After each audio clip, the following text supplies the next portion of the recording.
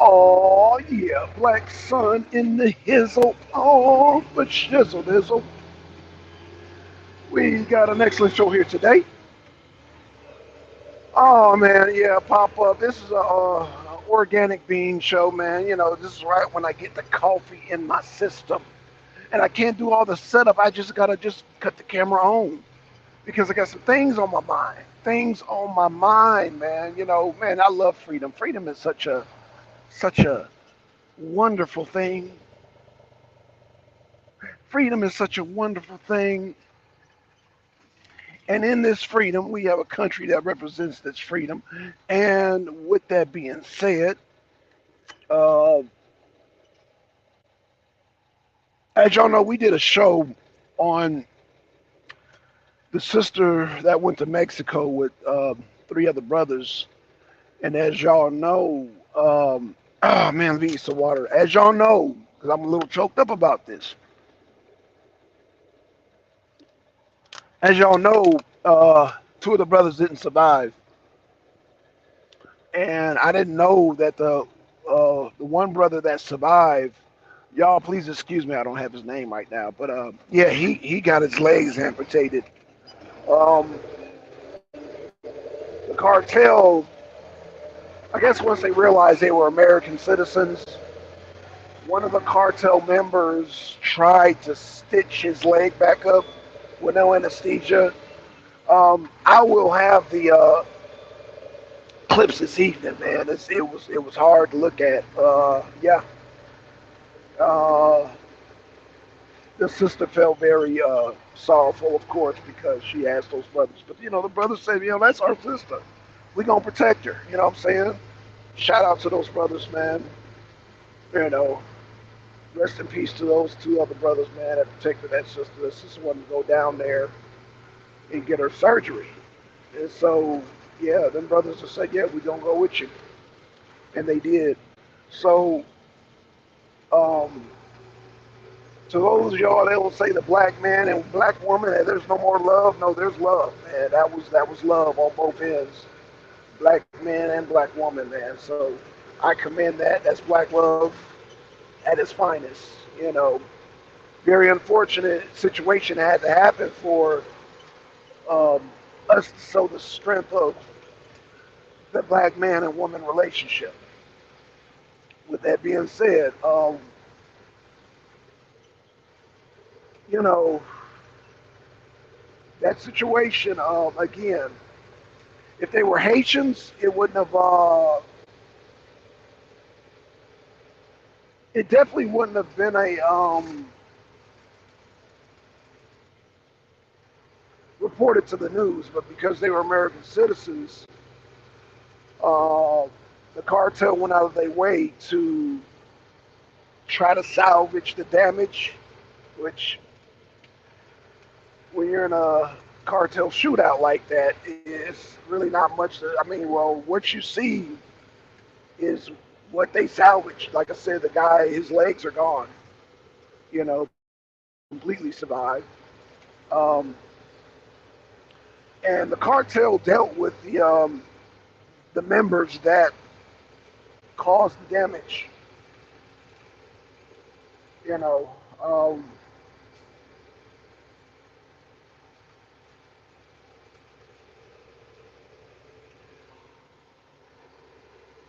glad that the two made it back. You know, alive, even though the one brother, his legs are gone, man. His whole will is just. You could tell, man. He's not the same person. Even though I don't know him, but you could just tell his whole will. Even though he survived, man, his other two brothers are gone. So that situation right there, um, very touching to see that. You know, very touching to see that, and it brought a whole different feeling over me, man. A whole different, the way I look at black people, the way I look at this country, the way I look at our status in this country, the way that other countries look at us, even though I don't consider Mexico a foreign country. I do consider that our neighbors, but our neighbors are having conflict right now, and not only will I be touching on that later on tonight, Tuesday, I will also touch on a situation in the Sudan. Shout out to E Bizzle, shout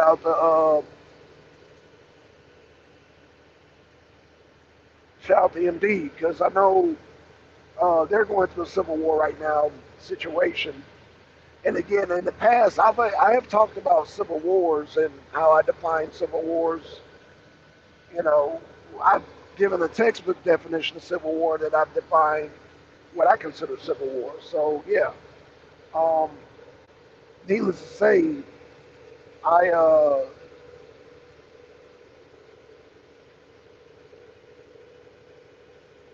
I look at these situations and like I said, I'm gonna touch on the Sudan on the arena abroad on Thursday. But let's get back because today's Tuesday. I want to touch on this situation with them. So yeah, that's basically um, seeing that it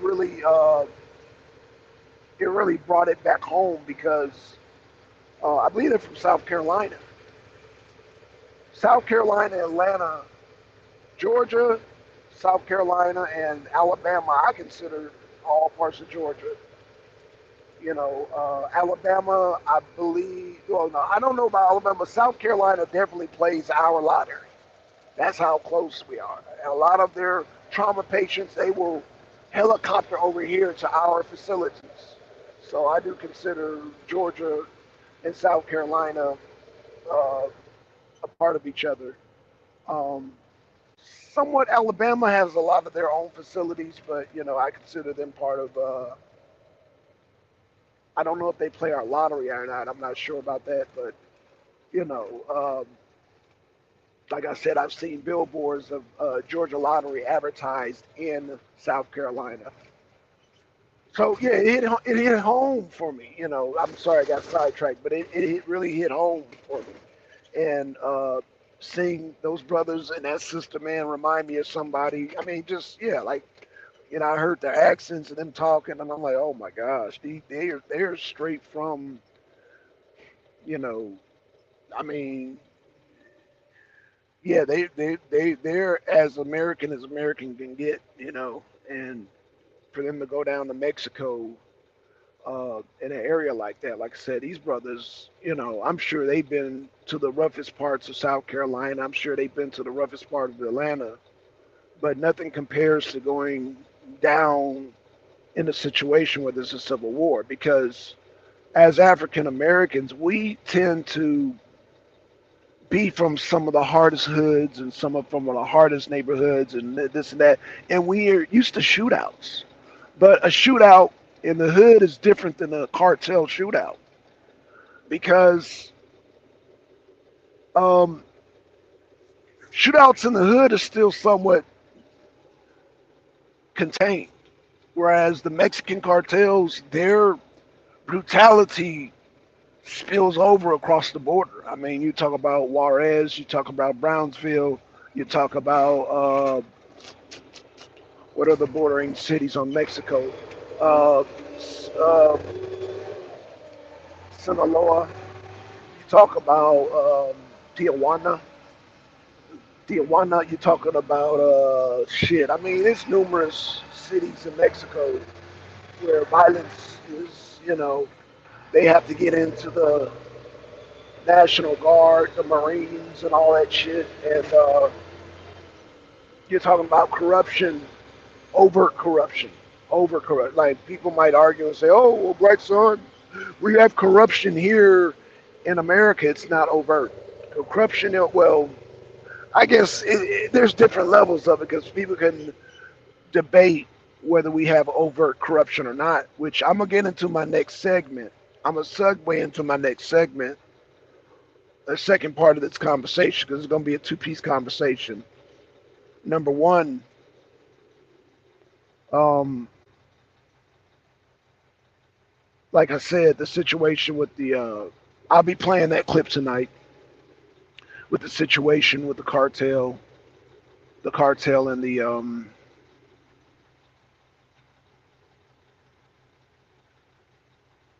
and the brothers and sisters from South Carolina.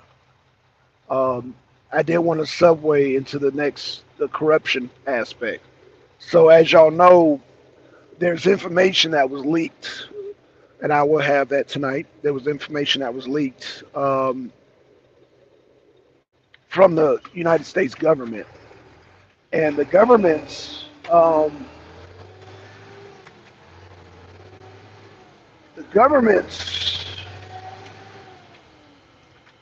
arrested a young kid, age 21, up in somewhere up in North. I forgot the state. Cape Cod, I think they said Cape Cod somewhere. I don't know, but anywho, this kid had access to some classified information, and information saying that basically Ukraine is losing the war. We're spending money on Ukraine, knowing that war can be won. Shit like that. Basically, Ukraine is losing the war. I've been saying this. I've said this numerous times, but now there's documentation stating that Ukraine is losing the war. That's it. Ukraine is. Will you fucking get out of my fucking? You need to move, bitch. Damn. Sorry, y'all. Little road rage. So, anywho, um, yeah, the documentation showing that Ukraine is getting spanked. Ukraine is in a meat grinder. There are 7 Ukrainians. It's a 7-to-1 ratio. For every one Russian being killed, there's 7 Ukrainians being slaughtered. Let me say it again. For one Russian being killed, there's 7 Ukrainians, and the Ukrainian population is not that great. Not only is it not that great, the Russian population is greater than Ukraine. So, where does that leave Ukraine when you're getting 7 Ukrainians to one Russian being killed? That leaves a situation where you can't win. And the information and I'm doing simple math here. Y'all grown. I'm so sorry. I apologize to y'all because you guys are grown. You guys are grown. So you can do the math yourself. 7-to-1. 7-to-1. And Ukraine is taking that 7 hit to Russia's 1 hit. So yeah, the Pentagon, like I said, the information's out that basically what's happening is that the Ukrainians are losing, and why are we sending money over there? Oh, don't get me started on the corruption. Don't get me started on how the damn arms are ending up in North Africa, and we're gonna touch on the Sudan. I wonder how much of the weapons are ending up in the Sudan from this Ukrainian conflict. If anybody's going to connect the dots, it's gonna be me. I'm gonna tie the knot. I'm gonna tie the dots. I'm gonna tie it all together. So, yeah, that's what we're looking at. Let me send a copy. I know it's early in the morning, so I'm probably not gonna get anybody. This is like a delayed show. Hold on, come on now. Oh, oh, whoa, whoa, whoa, come on. Paste. Okay, I'm gonna send that to the chat. There's got a person popping in and out there, so I want to give them an opportunity to jump on the panel, just in case. But like I said, I'm just on here on morning rant. The organic coffee bean. I'm just doing my morning spiel. Ich kann der Morning, ich sprechen Sie Morning Spiel. Ich sprechen Sie Morning Spiel. Ja, ja. So yeah. Oh boy. So yeah, I'm gonna see if I can connect the dots. I did read an article where they were talking about Wagner mercenaries in Sudan. Um, yeah, we're gonna definitely talk about that. Also, um, I wonder if there's a connection between the Wagner group, and ISIS, because they have the same exact killing style, same type of executions, which is, well, I wonder if they just trained. I wonder if the Wagner group trained ISIS. Starting to wonder. Starting to wonder if they are ISIS or if they were ISIS. But okay, man, come on, dude. There's always somebody speeding through the damn. Damn. Yo, hold on, yo, man. There's always somebody speeding through the damn thing. Like you're speeding to go across the street. Come on now. Slow it down, dude. You're getting paid by an hour, I think. I think he's getting paid by, I don't know, but I'm not. And I got to wait behind you and you're driving slow. Oh, gosh. Anywho, y'all. But yeah. Um, Again, I think, like I said, I think the Wagner group is connected to ISIS. But like I said, we do know that the weapons, and I will bring up the article on Thursday, that the weapons are spewing over into the Sudan. Oh, yes, they are. But I will bring y'all the documentations, I'll bring y'all the articles, and we're going to talk about that. We're going to talk about that. So, yeah, that's where we're at with that, you guys. That is where we're at with that. But I'm going to,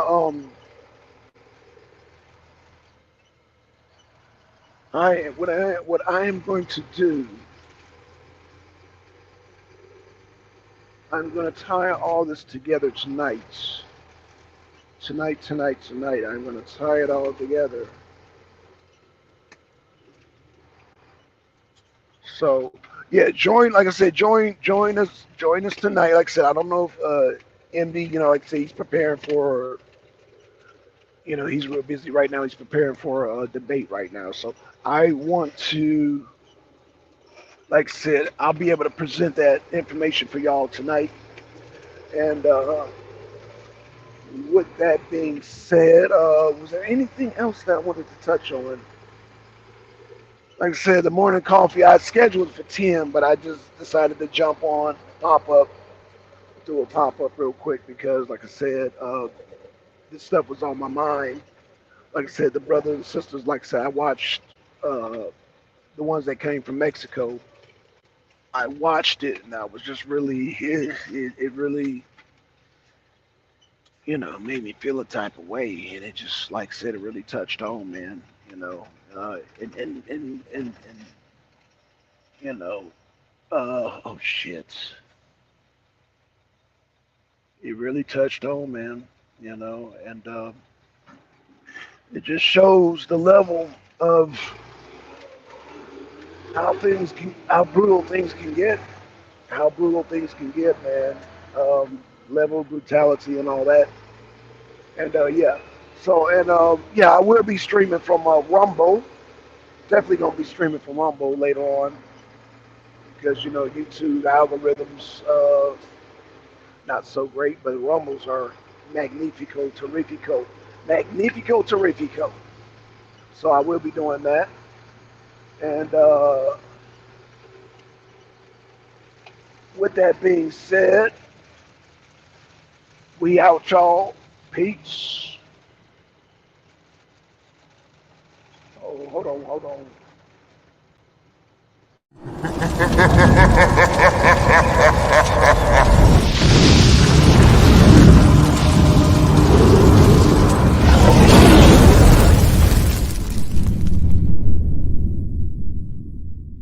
The Arena Policy.